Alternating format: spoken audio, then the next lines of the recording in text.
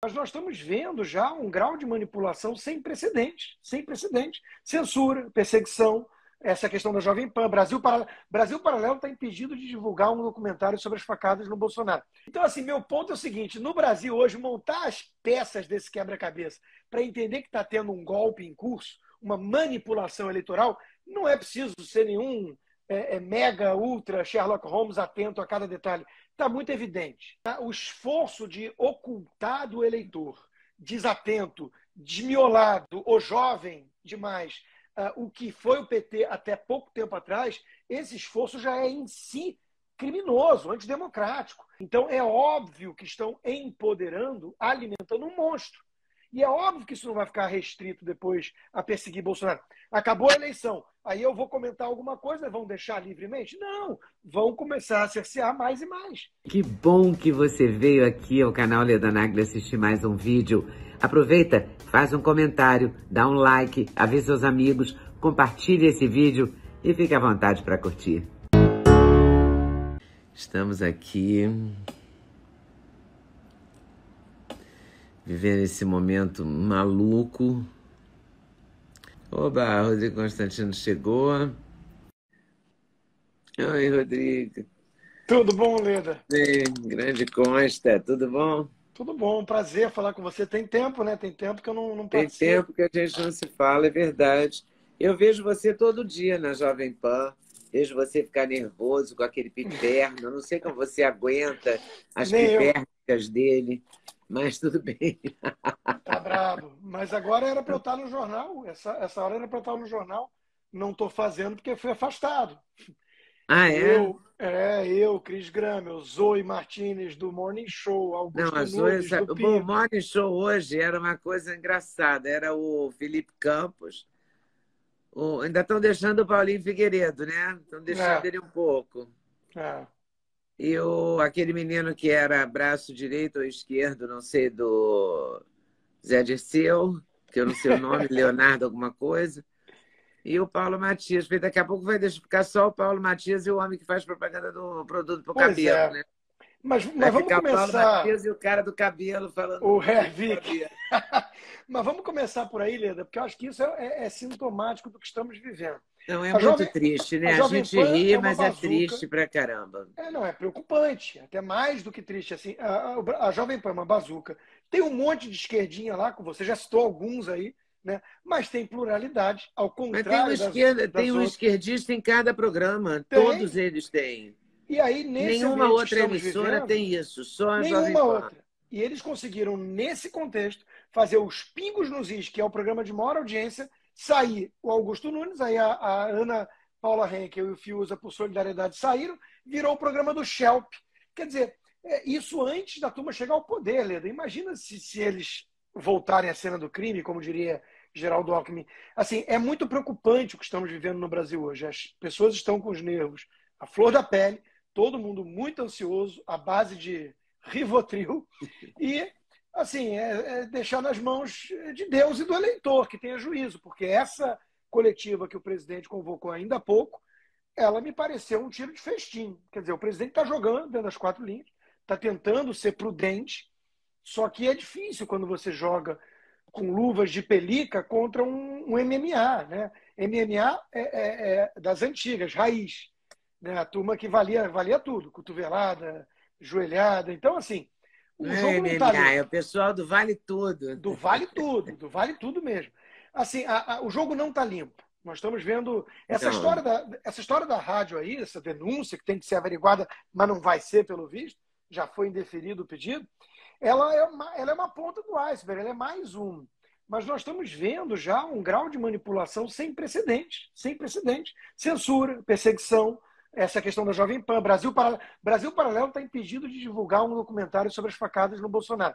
Mas o Brasil Paralelo é a censura do futuro, porque ninguém viu o documentário. Ninguém viu. Mas a Mônica Bergamo disse que amanhã vai ao ar pelo YouTube um documentário da Vaza Jato. Quer dizer, o grau de seletividade, esse duplo padrão, é tão escancarado que só isso, Leda, para mim, só isso, cá entre nós, num país sério, já é escandaloso. Nós temos o presidente do TSE que é um órgão que controla o processo eleitoral, um processo bastante centralizado e opaco, sem muita transparência.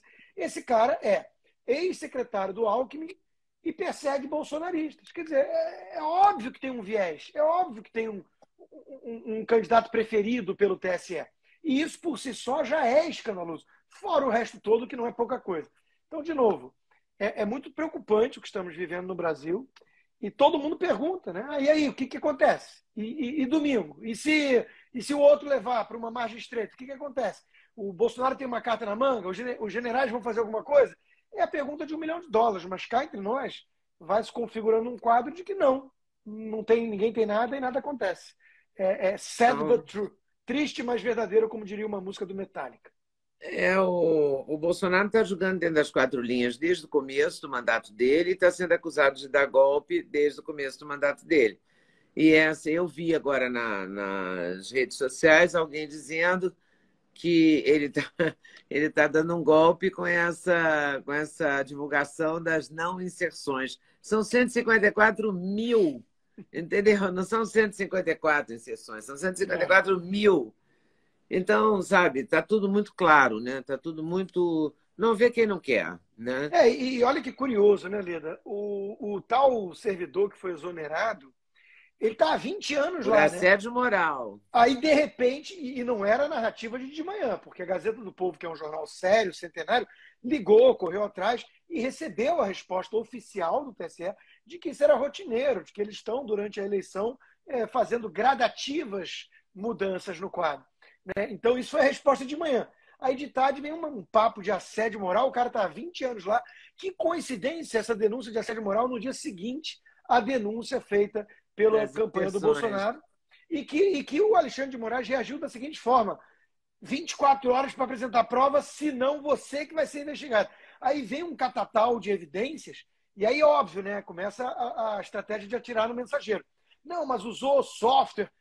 Eu conversei com algumas pessoas da área. É óbvio que tem que usar um software. O Google, os algoritmos todos. Quando eu faço uma live, Leda, e posto um trecho de 30 segundos de uma CNN da vida, alguma coisa, eu sou desmonetizado.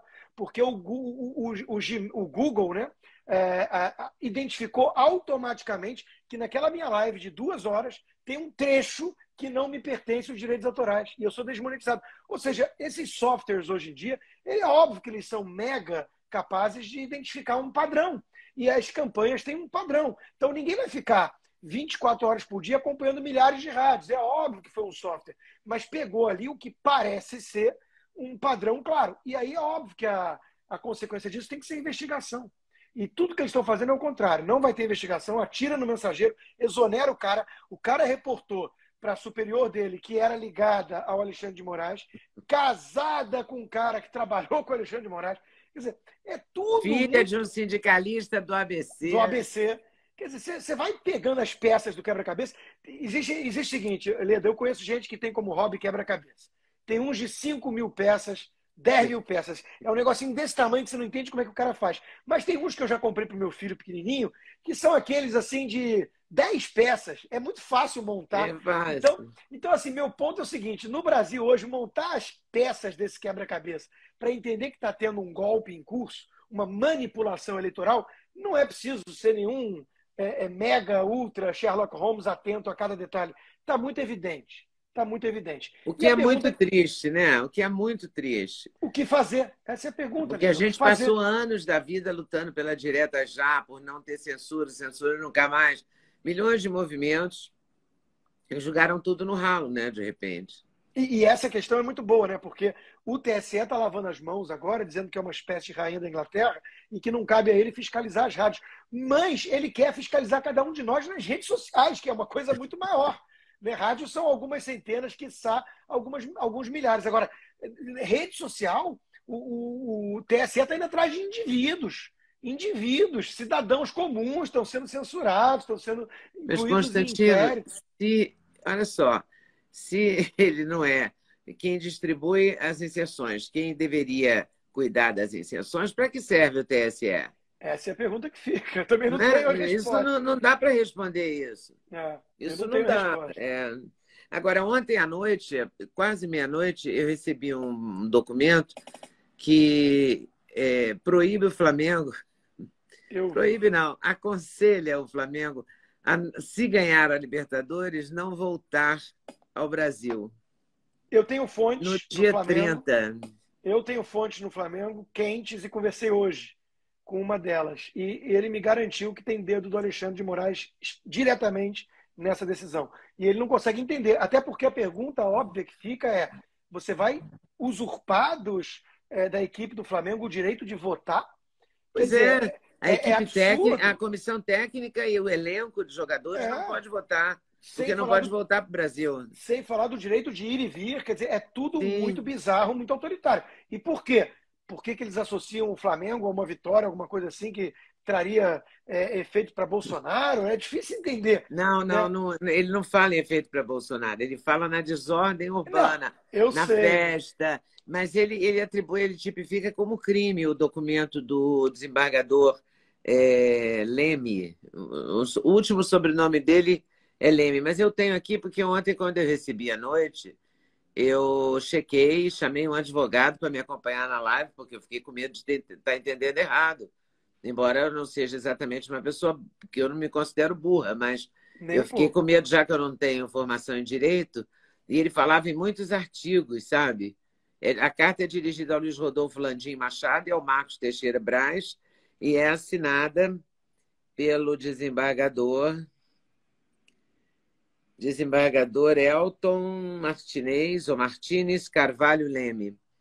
E ele fala em vários crimes, sabe?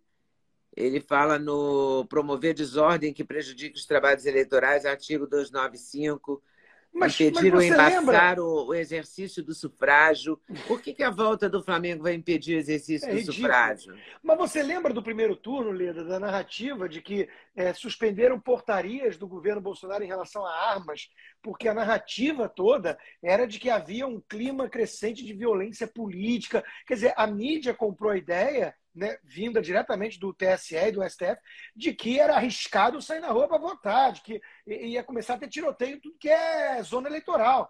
E tudo transcorreu na maior normalidade, na maior tranquilidade, em que pese reclamações de fila e de alguns problemas que parece Porque que o TSE não inventaram. Por conseguiu. que teve tanta fila?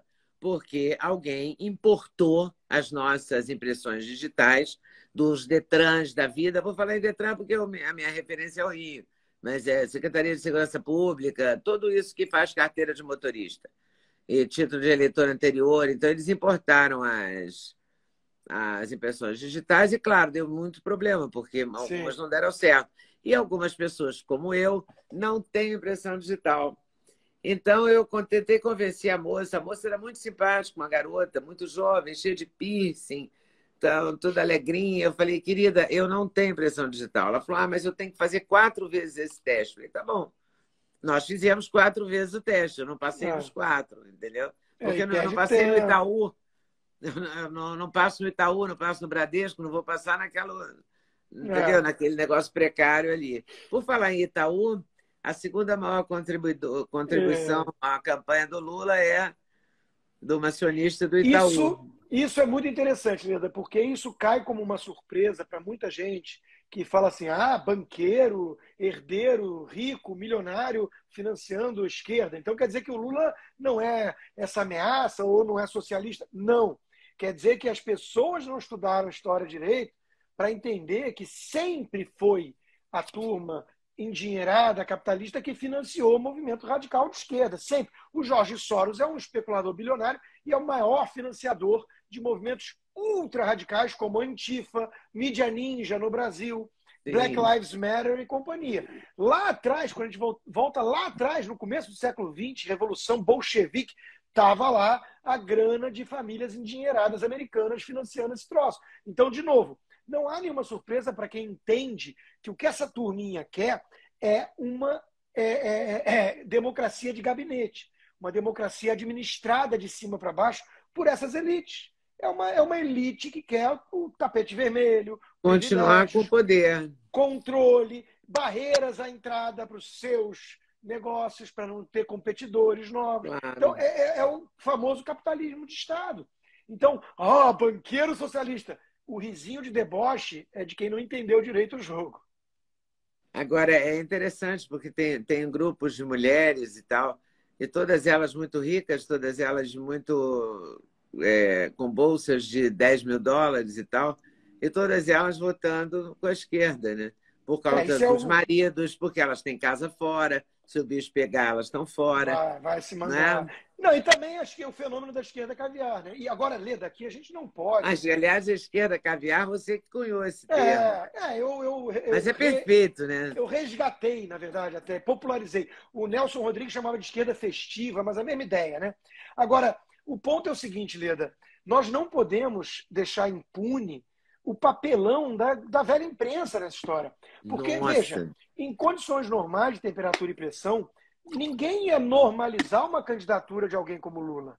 E isso está sendo um esforço homérico do tal clubinho, dessa patotinha do consórcio, né, assim autodenominado na pandemia, para poder fazer um esforço de lavagem do passado do próprio Lula. Então, assim, e o TSE ajudando, né? Não pode mostrar ele de boneco, o boneco ele estava até ontem, todo feliz lá, CPX, a Xuxa também Não, botou. mas agora ele está todo de branco, que a Simone Tebet escolheu a cor e todo Para mundo enganar aceitou. trouxa. Então, assim, o esforço de ocultar do eleitor, desatento, desmiolado ou jovem demais, o que foi o PT até pouco tempo atrás, esse esforço já é em si criminoso, antidemocrático. E eles todos falam em nome de democracia, cartinha de democracia, ameaça bolsonarista, golpista, negacionista, fascista. É um negócio muito pueril. Eu tenho um podcast na Gazeta com o Fiuza toda quinta, e é engraçado que o Fiuza ele fica realmente irritado, porque ele fala assim, Rodrigo, o truque é muito pobre.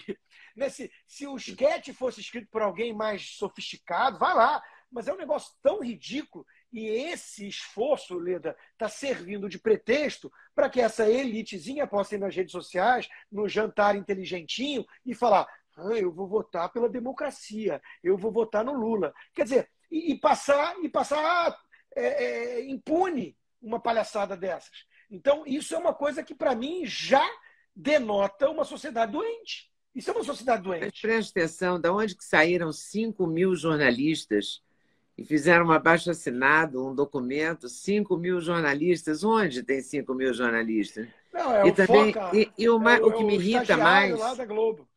é porque todos os meus companheiros de censura, movimento censura nunca mais, direta já, etc., os jornalistas, os meus colegas de trabalho, eram todos esses que defendiam as diretas já, que defendiam o movimento contra a censura.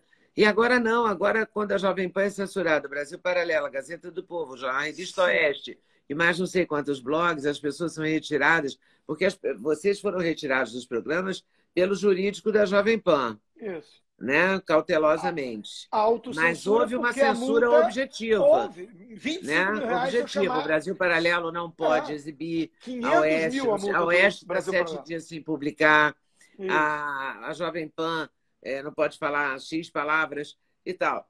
Então, cadê esses jornalistas que sempre foram contra a censura? Eu respondo. Eles estão pedindo voto num ladrão descondenado. O tio Rei, né, o Reinaldo Azevedo, está aqui na minha frente, 2 livros dele. O País, aliás, está aqui. Eu usei hoje numa live. Então está aqui, o País dos Petralhas. Esse cara está pedindo voto para o Petralha. Então, assim, o negócio é tão escancarado, é tão escandaloso. Carlos Andreasa foi meu amigo, foi meu editor Olavo de Carvalho, rompeu barreiras para Editor publicar Olavo de Carvalho, é verdade. a direita no Brasil. Ele, na coluna dele de ontem no Globo, estava dizendo que o governo Lula foi um governo mais estável e previsível do que o Bolsonaro. Lulou já. Então, assim, essa turma... O Felipe Moura Brasil, que lançou o Olavo. Isso. Então, assim, agora, por que eles fazem isso tudo? Né? Com base em uma premissa ridícula, que nenhum deles apresenta nenhum, e nem sentem-se na obrigação de oferecer nenhuma evidência ou prova de que o Bolsonaro representa uma ameaça terrível, fascista, golpista. Então, com base nisso, vale tudo. Vale todo mundo se unir na frente ampla, assinar cartinha ao lado dos fundadores do PT, que bajulam Maduro na Venezuela, Daniel Ortega na Nicarágua e o regime cubano em prol da democracia brasileira. Quer dizer, por isso Sim, mas que eu eu digo, quero entender o que o Bolsonaro fez que sinalizou um golpe de Estado. Não tem. E essa é toda a narrativa. Sem essa premissa não há mais nada. Porque sem essa premissa eles têm que encarar fatos objetivos, concretos. Vamos discutir corrupção? Fala desse governo e fala do mensalão, petrolão e etc. Vamos discutir qualidade de ministérios? Vamos discutir Paulo Guedes, Marcos Pontes. Cada ministro importante do Bolsonaro que quis ir disputar um cargo eletivo foi eleito para Senado ou está disputando um governo importante. E do Lula? Todo mundo foi preso. Vamos discutir agenda para essa turma que se diz liberal e tudo? Um quer privatizar até a Petrobras. O outro quer reestatizar tudo e o Estado ser a locomotiva do Brasil. Então, o que faz uma Helena Landau, um Carlos Andreasa lularem, em vez de ir de Paulo Guedes, de Bolsonaro? O Bolsonaro está com o Centrão, ele está com o Ciro Nogueira. Ué, e aí você vai então correr para o colo do Dirceu, junto com Boulos, junto com todo o MDB podre do Renan Calheiros e companhia? Me explica isso, meu compadre, porque eu não estou entendendo a lógica. Então, de novo, é tudo tão ruim que eu tenho que dar razão ao Fiuza nesse aspecto. Não dá para buscar ideologia aqui, é só cinismo. É só poder. Virou uma coisa crua, nua e crua, de busca pelo poder. Essa turma está discutindo à luz do dia, a olhos vistos, a pilhagem da coisa pública. Quem vai ficar com que naco, com que feudo do Estado brasileiro? A discussão é essa. A Alckmin quer um pedaço ali, o sindicato quer a volta do imposto sindical, o Boulos vai querer um negócio. A pilhagem, o butim do Brasil está sendo discutido nos bastidores, mas à luz do dia na frente de todo mundo. Porque não tem projeto, o Lula não apresenta o nome de um ministro, diz que não vai fazer. Então, de novo, é tudo muito escancarado. E tem uma turma moderada, indecisa até ontem, que está disposta por nojinho do Bolsonaro ou por comprar a valor de face a narrativa esdrúxula, que carece de evidência de que Bolsonaro é uma ameaça golpista à democracia, por nojinho do Bolsonaro ou medo desse fantasma ridículo, está disposto a ir para o colo de um ladrão socialista, bajulador de tiranos. Não dá para entender, Leda, não dá para entender. E você acha que a censura vai acabar na segunda-feira, dia 31? Em hipótese alguma. Porque eu fico pensando no começo da ditadura, né? Quando os militares assumiram o poder, eles também falaram que não era por muito tempo. Claro, poder corrompe, e poder absoluto corrompe absolutamente, Lord Acton. Então, veja, muitos veículos de comunicação, muitos pseudo-jornalistas, militantes disfarçados, estão passando pano para o arbítrio, para o abuso de poder do Alexandre de Moraes e do STF, do TSE, no afã, na expectativa e na esperança de que tudo isso vai ser usado de maneira muito restrita e pontual contra Bolsonaro nessa eleição. O voto da Carmen Lúcia vai nessa direção. Não, olha só, censura nunca mais, cala a boca, já morreu. Mas vamos aceitar a censura temporariamente até a eleição. Quer dizer, estão brincando com fogo. Eu sou do tempo que entendia que abrir porteira para passar um boi permite a passagem da boiada. Então, é óbvio que estão empoderando, alimentando um monstro. E é óbvio que isso não vai ficar restrito depois a perseguir Bolsonaro. Acabou a eleição, aí eu vou comentar alguma coisa, vão deixar livremente? Não, vão começar a cercear mais e mais. Então, assim, nós estamos vivendo aqui um cabo de guerra, Leda, de tudo ou nada. E está muito claro o que está em jogo para eles, para esse sistema podre e carcomido. É a própria sobrevivência. Porque se o presidente for reeleito, vai ter, com toda a probabilidade, a abertura de um processo de impeachment, pelo menos do Alexandre de Moraes. Isso está óbvio. Então, eles estão lutando com unhas e dentes para sobreviver. E eles estão dobrando a aposta. Então, está escancarando o abuso de poder. Mas você acha que eles estão avaliando que a situação é diferente? Quer dizer, esse Congresso que foi eleito no começo de outubro não é o mesmo Congresso, não é um Congresso parecido com o que o Lula estava habituado quando ele governou. Não, isso é uma boa questão. Isso é uma boa questão, porque eu estou vendo muitos moderados, otimistas e alimentando uma expectativa de que, por conta desse Congresso, mesmo se o Lula volta à cena do crime, como diria Alckmin, aspas, né? O poder de estrago é bem limitado, o Congresso coloca um garrote. Eu não sou tão otimista, Leda. porque o que falta para eles é o poder do executivo. Olha o estrago que o STF já fez, o Bolsonaro no comando do Poder Executivo. Se o Poder Executivo vai para eles, é muito poder se quiser atropelar e não tiver a barreira do Supremo. Decreto, como é que é o antigo decreto-lei, medida provisória atrás de medida provisória, que vai colocar nas mãos do presidente, que vai se arrogar esse poder todo, com o aval dos seus cupinchas, se assim pode ser chamado, a turma lá do Supremo aparelhada. Então, de novo, o Congresso vira decorativo. Em vários aspectos, o Congresso já está omisso, mesmo com uma mudança de hoje mesmo, composição. O presidente do Senado não apareceu para falar nada, nem o da Câmara. Esse Rodrigo Pacheco já foi para a lata do lixo da história como um cúmplice de todo esse abuso de poder e ativismo político do STF. Mas hoje, especialmente, ele tinha que se pronunciar. Óbvio, e o presidente da Câmara também não se pronunciou. Porque o Arthur Lira, em que pese ele ter dado vários sinais de ir até um certo ponto a favor da nação e fazendo concessões a demandas do presidente Bolsonaro, a gente sabe que ele não é confiável nesse sentido. Ele é um membro do sistema, né? Ele é o Arthur Lira, então não vai vir dele nenhuma bala de prata salvadora da pátria. Então, de novo, nós estamos navegando aqui em terreno muito, muito pantanoso e eu adoraria trazer uma mensagem mais tranquilizante e otimista. Mas eu estou apreensivo. Eu estou apreensivo. Então, Estamos todos. Todos. Há um clima de tensão, sabe, no ar, de angústia. É isso. E que cada vez piora, porque hoje eu já recebi dezenas de mensagens dizendo não, porque o fulano vai plantar essa fake news, porque tem um rapaz que é especialista nisso, né? Sim. E parece vão falar que de estupro. Exatamente isso. De uma venezuelana e não sei o que, não sei o quê.